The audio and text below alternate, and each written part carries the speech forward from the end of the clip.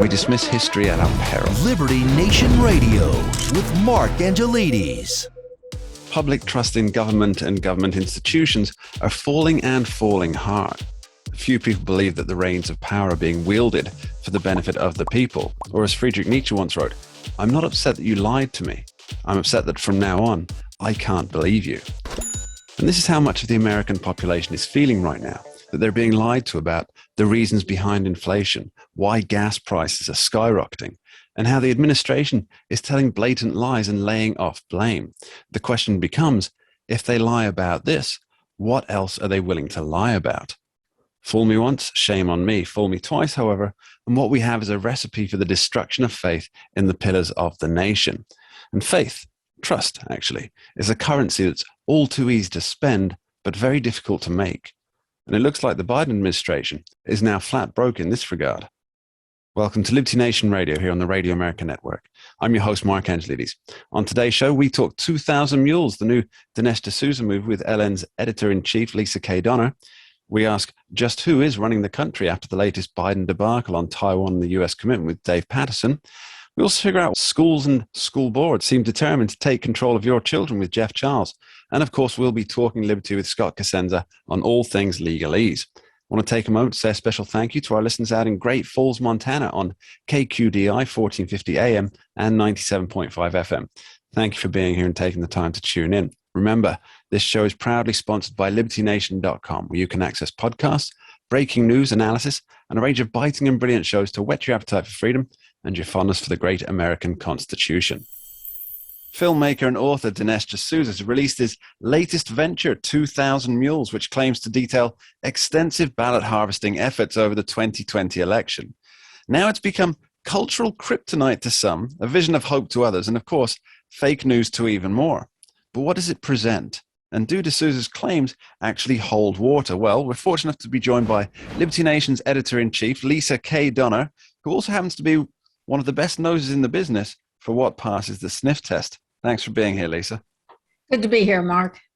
So let's start with the overview. Lisa, you watched it. You put yourself through it. Whether that was good or bad, I don't know. But what does Mr. D'Souza say in a nutshell? Well, you know, we sort of have a word for movies like this. We call them bog sat, bunch of guys sitting around a table. And it is every Saturday night. Yeah, it is sort of that. But the Salem Media Group, which is the distributor, said that this is the most successful political documentary in a decade. Based on what you've seen of the movie and its claims, is there any there? Well, you know, I think it's one of those things. It depends who's watching it. Yeah. Let me just explain the content for a second. So the documentary revolves around work done by True the Vote, TTV. It's a nonprofit like election integrity group. And so what they do is they take mountains of election data. And what they do is they try to spot fraud. Well, so they went into the 2020 election, right? And they decided to go, well, they actually went through an enormous amount of data, something like 4 million minutes of videos and 27 terabytes of information. So sitting down with D'Souza, who kind of has this odd and annoying habit of putting himself in all of his movies, but anyway, was Catherine Albrecht, the founder of TTV, and Greg Phillips, kind of the tech geek. And so what they decided to do was to try to get a subset. In other words, what's going on in these videos and what's going on in the data. And so they set kind of a high bar. They were looking at mules. Now, do you know what a mule is? I certainly do, yes. Right. So a mule would be somebody who is paid to travel around and drop off ballots, particularly in this case, it's believed to be fraudulent ballots that would be dropped off in different locations. So they're like a pack horse for votes, basically. Right. Well, that's where you run into trouble is, are they fraudulent ballots? But anyway, getting back to it. So they track people, they drew a geofence tracking their cell phones. And if a mule went to the same drop box, they had to go to the same drop box at least 10 times. and they had to visit at least 23 separate drop boxes to be considered a mule for their movie. That's a pretty high bar. What are people doing going to 23 drop boxes, and why are they going at least 10 times? Anyway, their subset pulled up 2,000 mules. So you can imagine if you lowered that bar a little, there would be a lot more people.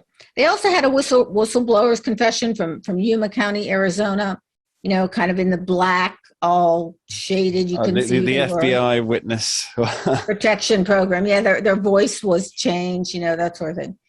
And so, the videos were the most compelling part of the movie. The videos showed like one lady who was walking up with, and she stuffed in the drop box a bunch of ballots, and then she took off these turned around, took off these blue latex gloves and shoved them in the trash can, which looks a little squirrely. There was another guy who was taking a picture, not a selfie, but a picture of the drop box itself, almost as if to say, see, I was here, now you can pay me.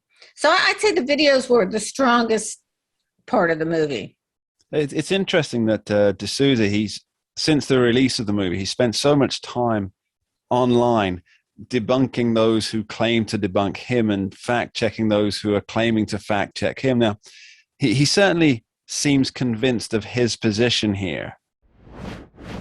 Yeah, for sure. But I was interested in this movie, I guess, because there were so many conservatives who came out with not exactly a ringing endorsement, and I wanted to figure out why. So I think for the skeptic, you have a bunch of questions. First, ballot harvesting is legal in about half the states. I think it's like 27 states in the U.S. Second, you can't really question the legitimacy of the ballots, because once the envelope has been removed from the ballot, and of course they're not putting it in the envelopes in the ballot box, you don't know where it's from. It's just a ballot. Doesn't have anybody's name on it. And third, you can't really ascertain which candidate was chosen on these ballots.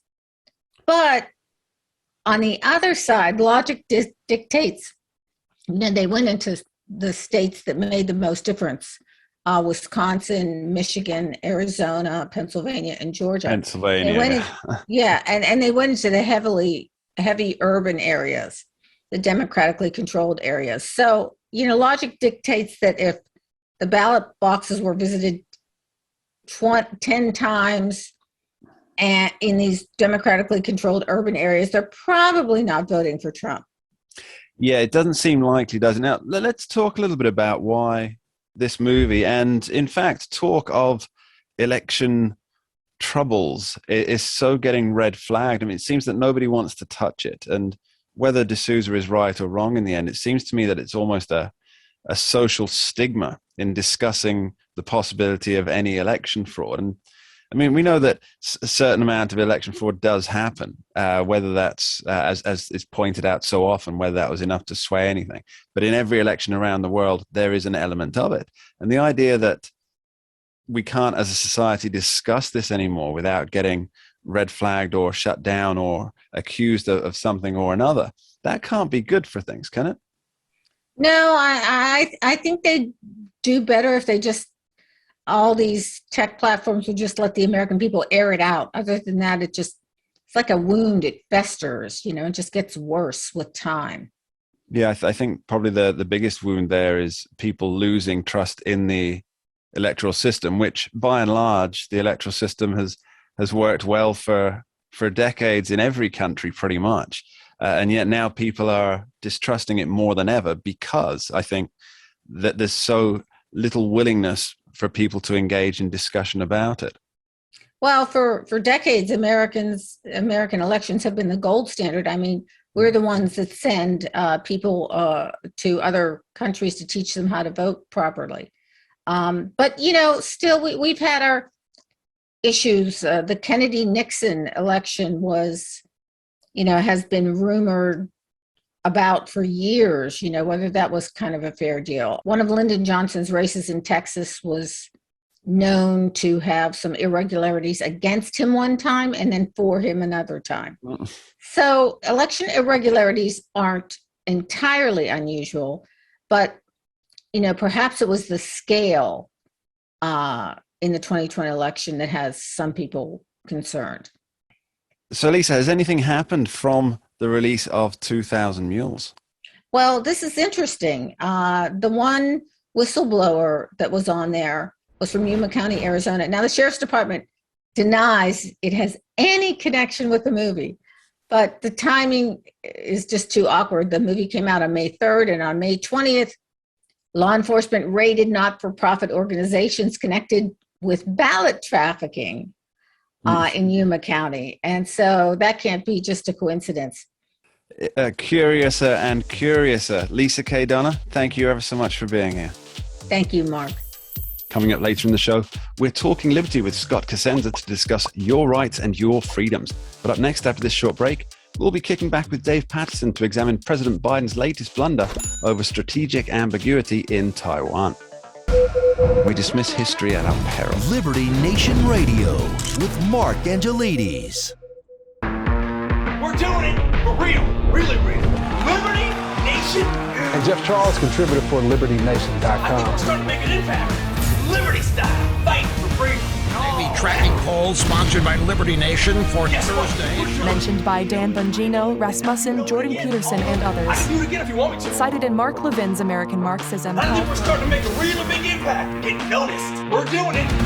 Rock on. I'm gone.